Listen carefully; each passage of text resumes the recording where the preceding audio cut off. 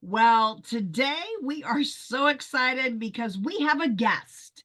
And sometimes we put people in some sort of chair, but today it's the director's chair. And we are so glad that Ericca is joining us all the way from Rhode Island. And what a wonderful thing that came out of COVID. And that is that everybody seems to be perfectly comfortable with doing Zoom. So if you are watching the video of today's podcast, you will actually get to see our guest. If not, you do get to listen to her. And we are so excited to talk about building strategic partnerships and that role that plays in your childcare program. So, Ericca, why don't you introduce yourself? Tell us a little bit about you and tell us a little bit about your podcast. Sure.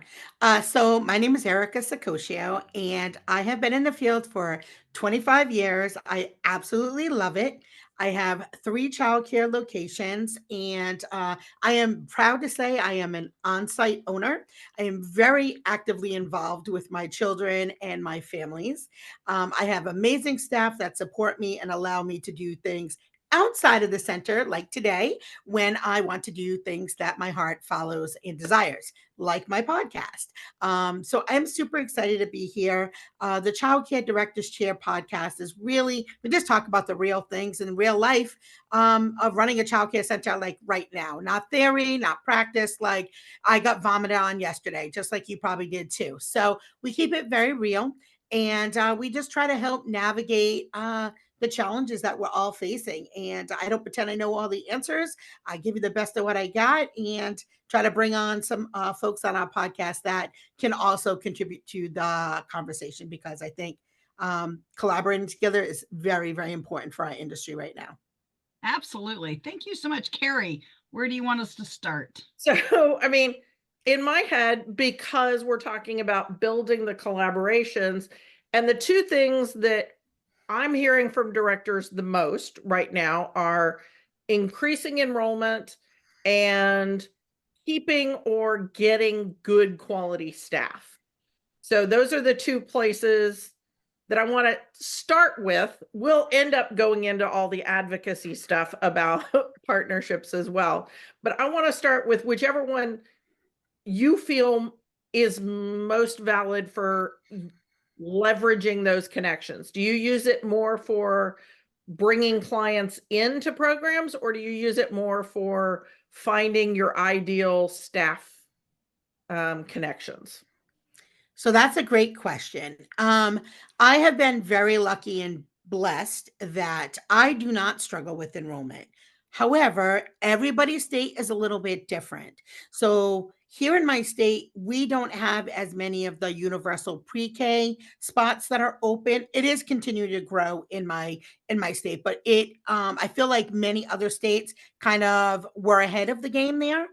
They're also taking Mhm. 3-year-olds as well. That is not happening here. So we're just losing 4-year-olds and not at the same pace as other states, just in my conversation with other folks. I think that some of that I will attribute to not only partnerships, but I'm really focused on customer retention. I feel like there's a lot of conversation about how do I enroll new kids? How about take care of the ones you have right now? Oh my gosh, you are Hallelujah. speaking my love language. It is Yes. so much easier to keep the families you have than to go out and dig up new ones. Yeah. So, I think right now as people are putting together open houses for all these new prospective families. So, I'm going to give you a real life story. So, in the last 3 weeks, I've had probably 15 families that have come into Torah Center. Of those 15, 8 of them were already enrolled in another childcare center and they were looking to make a move. So, make sure like when you're doing things like open houses and any special event, make sure that you are also equally taking care of your currently enrolled customers because this is the time that they're going to jump ship. There's a Yep. couple times that they're going to do it, the beginning of the school year, the end of the school year, or 30, 60, 90 days in, right? We all Yep. know that. So pay attention to that. I'm sorry, I get very excited when I talk about Yeah, talk because about my kids. yeah, it's the January, it's the beginning of the school year, and it's the end of the school year. Every year, those are the 3 times that you get new clients in and you get some of your clients wandering out the door. Yeah. The other thing I think some of it is a mindset too. When like the other day, like I said, we had a lot of tours. I closed 9 out of 10 tours. Now I've been doing it a very long time. And before I was in childcare, I was in sales. So I am very, very seasoned in understanding body language, understanding when people ask questions, how to answer those correctly, make sure that I've answered them correctly, make sure they don't have any more questions. But I think that I get really excited because when I enroll children, I don't go, oh my God, I just made my company another $100,000. I think, oh my God, I just enrolled 5 kids that I'm going to get to spend the next 5 to 10 years with. And Absolutely. yeah, and my program is built out that way. So we don't just have infant, toddler, pre-K. I also offer school age programming. So my program is one that kids grow into, not out of. So I made sure that my business was successful. I see Kate smiling in the corner, but yeah, I mean, I made sure I built my business to be for the long haul. Your kid is not a 5 minute on my spreadsheet. Your kid becomes part of my extended family. And I truly mean that. I truly mean that. So I think enrolling children into your program, yes, takes some marketing, but it takes skill and focus on who you have because they will be raving fans for your business. They will Oh, tell their friends. I I know, love Kate, just jump you. on. I love you too. I love you too. But they will be raving fans for you. It's not about marketing tricks and I bought you the t-shirt that has my logo. It's not about that. Nobody is staying for those things. Those might be the little dangly thing at the end of the rope that might get real people in, but they don't stay if you don't take care of them. So taking Absolutely. care of them is tip number one. Take care of who you have.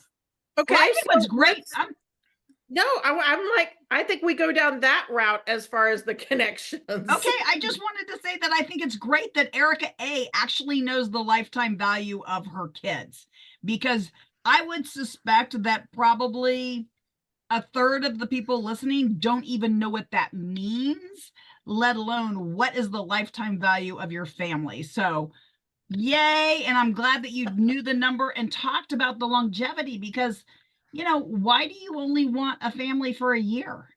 You want that family for anywhere, like you said, 5 to 10 or 11 or 12. Keep those families as part of your program. You might have a Carrie who, is only gone for 4 years out of childcare, middle school when they kicked her out. Well, those are true stories. I mean, I have children.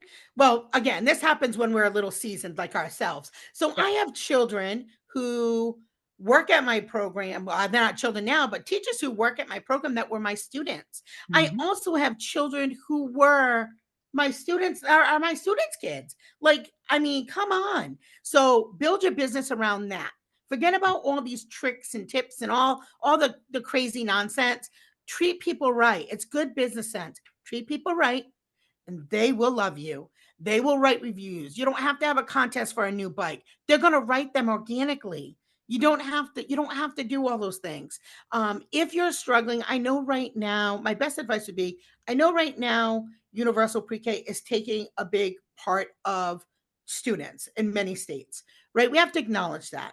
So you also have the ability in most states to decide two things, whether you want to compete or you want to collaborate. So you decide because it doesn't have to be an either or. It could be both. You could have two preschool rooms, one that's state funded and one that's not. And then if you have a child in your program that's already enrolled with you that then gets picked for the lottery, they don't have to leave where they know and love. And the parents still can get that break, that financial assistance of not having to pay for childcare. There's so many things so many opportunities right now that it's crazy to me that only people see the obstacles. So many opportunities. Yeah, I mean, the private public partnerships that pretty much every state has with the publicly funded pre-K, and people just go, oh, I don't want to have more paperwork. Okay, if the paperwork comes with $100,000 check attached to it, I will do the paperwork. Like, who are you that $100,000 isn't worth a little bit of paperwork? I Or don't if know you if don't that like it, principle. hire somebody to do it. I mean, Yes. anyway. So, like in Texas, we've got three different kinds of partnership that you can do that can be part of the public pre-K. And then each school district may have something on top of that. And this is an easy way to, instead of seeing that as a threat, see it as a way to have more stability in the finances of your school, because governments have a tendency to pay their bills. You don't have to turn them over to collection agencies nearly as often as you have to turn families that are self-pay who are struggling financially, right? So I 100% agree that there are ways to handle that. And we have not done an episode on that. And that is shame I on us. actually made myself a note because one of our directors actually just partnered with Fort Worth ISD and is currently promoting that preschool classroom. So I There you go. literally wrote my little pink note. Yeah, Okay. it's just another stream of revenue. Tap into the food program, tap into the universal pre-K. Again, the more revenue streams that you have come in, the less dependent you are on any one of them. So if something doesn't work there, there's so many ways that you can bring other revenue into your center. Don't be 100% all in on just tuition pay, because that could be the end of your business. You want to make sure that you really are bringing in these other things. Absolutely. And if you've got school age program, having the summer school feeding program, I can't remember what it's called, but it's run by the USDA. The food program, federal food program.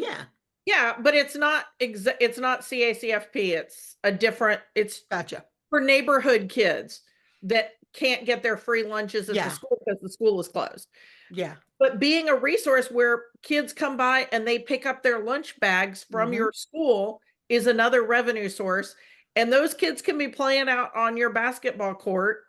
And then their parents are like, well, how much would it cost for my kid to be inside the building Yeah. instead of just playing hoops in your parking lot? I think too, even bigger and more meaningful than that is put the revenue aside for a minute.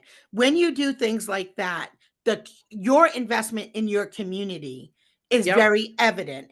And when you invest in your community, they invest back in you. They know who's there for the Louis Vuitton bag and who's there for the kids. So, just make sure that when you're doing these things, that you are thinking about your greater community. And we talked about, before, reciprocal relationships.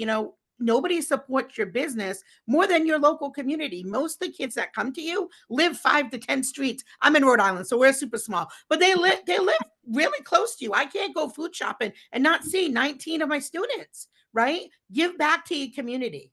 Yeah, and whether that means that you put up a free library in front of your school, whether you partner with a community food bank or clothing drive, like there's so many ways that you can expand and reach out to more members of your community than just the kids that are bringing your school.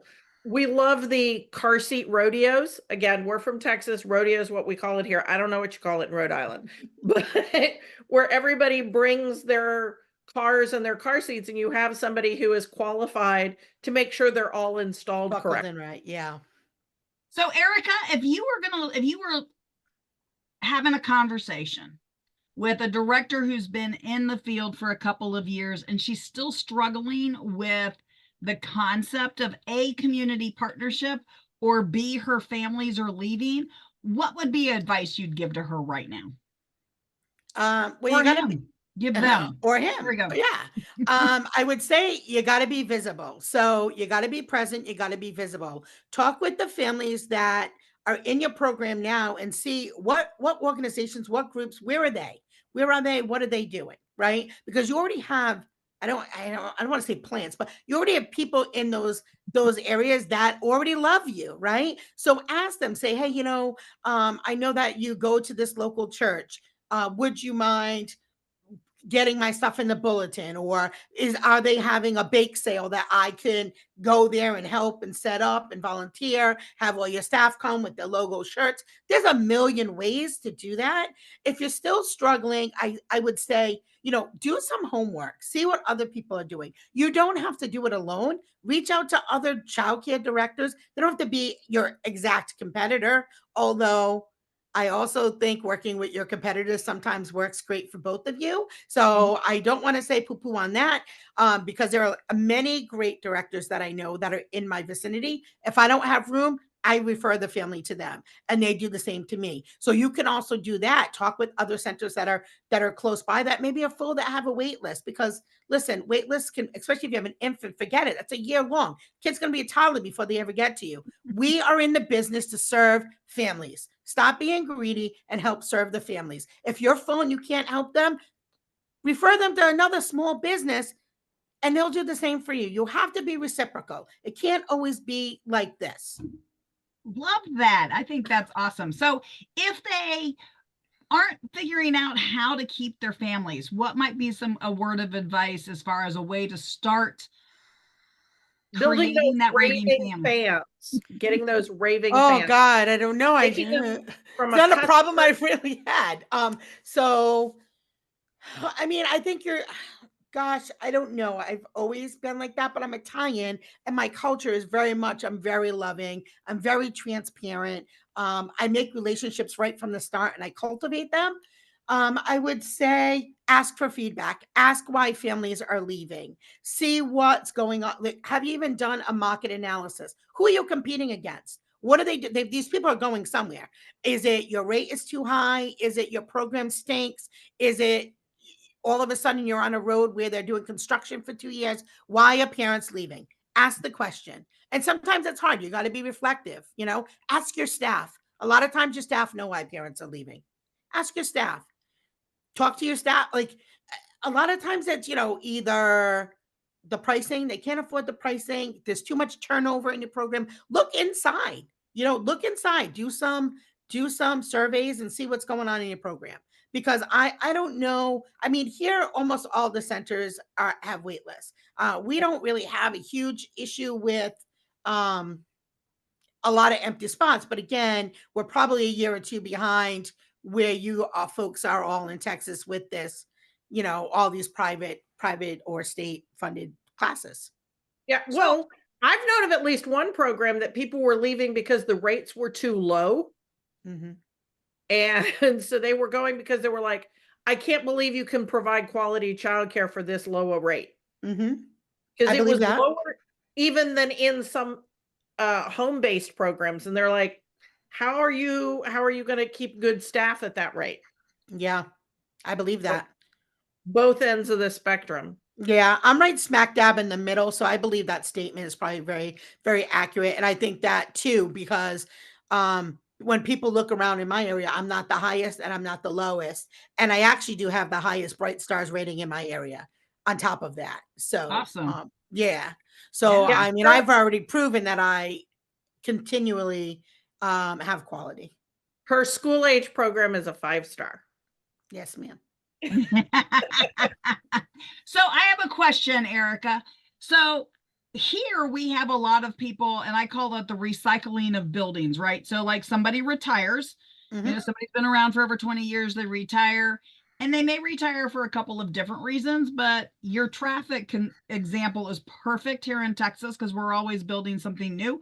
Apparently we don't like anything we ever had. So roads, buildings, businesses, everything's moving.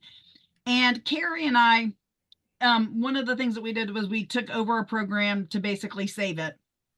But it was as a result of one of those situations where the major employer, i.e., the airport, right? Like it totally moved by 15 miles. Wow. And the child care center did not respond to the community in a way it needed to. And so it lost a lot of folks, a lot of staff. And how do you suggest to somebody who has found themselves in what I call that recycled building? Yes, it's always been a child care center, but really it shouldn't be. How would you encourage them to, oh, I don't know, maybe not be there, but if they're signed a lease, what do they do? How can they fix that? So actually 2 of my 3 buildings actually were recycled buildings that I bought off my previous boss. So I have lived that life. So that's good. I think I would have definitely been proactive the minute that I found out that the airport was moving, I probably would have reached out to other businesses and collaborated with, can I be your childcare center of choice? So I would first look for what other resources are available, right? And this is why I also said, don't have all of your income coming in from one stream, right? Because if you were a state funded class, that wouldn't matter if the airport moved because you would still have that coming in. So don't put all your eggs in one basket for sure. If there is a point where you really, really, really, it's time to move, the building's just not savable, well, then you have to move. You have to move. You have to make that decision. Honestly, I do love the thought of turnkey operations. And I think that there's so much opportunity right now to get into a center that's operating. There are lots of folks that are retiring. I always think that's a great strategy. You're not paying for build out. You've already got some staff. You've already got children. So you already have income coming in. Make sure you do your due diligence, take a look and see what the backstory is behind it, what their reputation is, all of those things. But even those things, depending on how severe, but even those things can be overcome with the right leadership. Absolutely. Any last pieces of advice before we wrap up, or Carrie, do you have one final question? I mean, my question is, what is the one relationship you've had that has been the most valuable over the 20 years of running your schools? With my staff. The most valuable is my staff. I couldn't do anything without my team. And I do have teachers that have been with me for 20 years, 15 years. I had a teacher who literally just gave me her 2 weeks notice. Well, probably about 4 weeks ago, but literally just gave me her 2 weeks notice after 20 years because she was going to try working at a charter school. Exactly. True story. I might be stalking you a little bit. It's okay. It's okay. But I mean, because I quit telling her punchline. It's okay. I tell the truth. The most important relationship to me is with my staff because I don't have a business without them. They are the ones that work with the children. They always have my back. They always help me, both personally and professionally. I can remember a time, okay, I'm gonna share a story. I can remember a time that we were not doing so great money wise. Money was really tight, and I had to pay a lot of taxes on a building. And I remember I didn't have enough money, spending money to go out to eat lunch. And one of my staff bought me lunch. And I remember crying, saying, I will never, ever be in this position again. So how weird is that? Because I always made sure they got paid before I did. And and so people might be like, why? Well, if you were that broke, so let me tell you a little backstory about that. So the state of Rhode Island, because this is why you can't put all your eggs in one basket. The state of Rhode Island under Gina Raimondo had a problem with their payout system. So childcare providers were not getting paid their tuition that they were owed. They pay us a month behind. Their system crashed. It wasn't just childcare, it was all benefits crashed. It took about 3 months to get that money back. I was floating the state over $100,000 when all was said and done. So that's how I ended up in that position. I said, never again will I allow any center to be over a certain amount because one of our particular centers is really high in childcare subsidy children. And I never ever will do that again to my business. But yeah, so that's what happened. So kind of like your airport story. Mine was the state of Rhode Island. I laughed when Carrie said, well, the state usually always pays you. And that's true. They do. Without a doubt. Their system crashed. And they were trying to figure it out. Right now we've got Missouri's got some of that. The state of Missouri is about 5 months behind.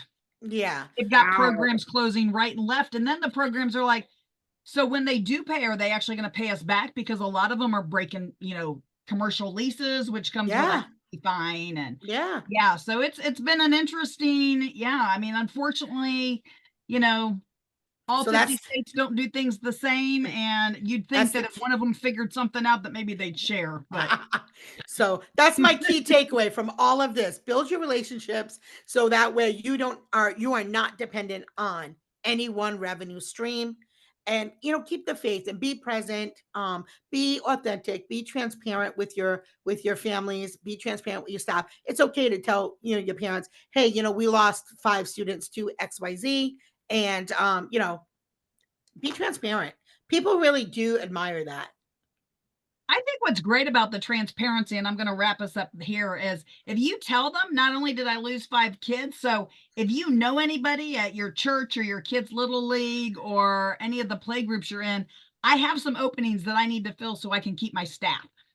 I mean, sometimes you have to actually ask for them to refer, because especially if you've had a wait list, it doesn't always click, right? Like if you had a wait list at one point in time, even if it was the toddler classroom and they're now 4, unless you ask, we don't know.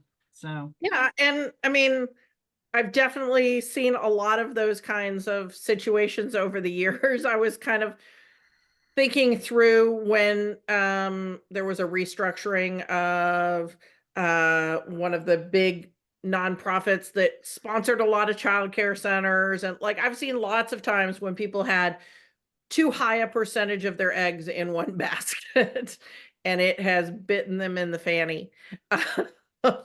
And so I just think you have dropped truth bomb and knowledge bomb after bomb in this episode. So I hope people were taking notes.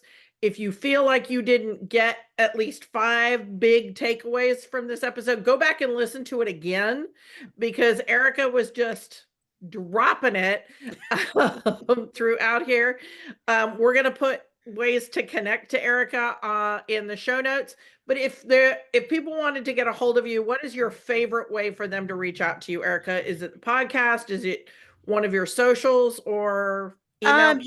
Yeah, you can message me on any one of my socials. I answer them, and I answer them quick.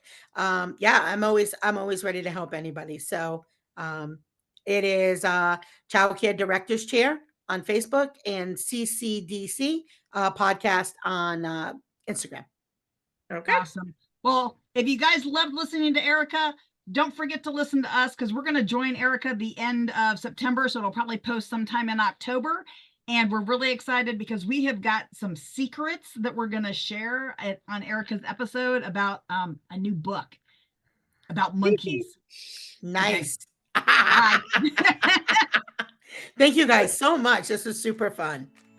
Okay, guys, so share the show with somebody you think needs to know what you learned today. Thanks for tuning in. We love bringing you real talk and fresh insight from the world of early childhood education. Be sure to follow us on social media to stay connected and catch all of the latest episodes. And if you're planning a conference, training, or special event, Kate and Carrie would love to speak to your audience. You can learn more about their keynote sessions and workshops at kateandcarrie.com. If you learned something today, share the show and leave us a review below. We'll see you next time on Childcare Conversations.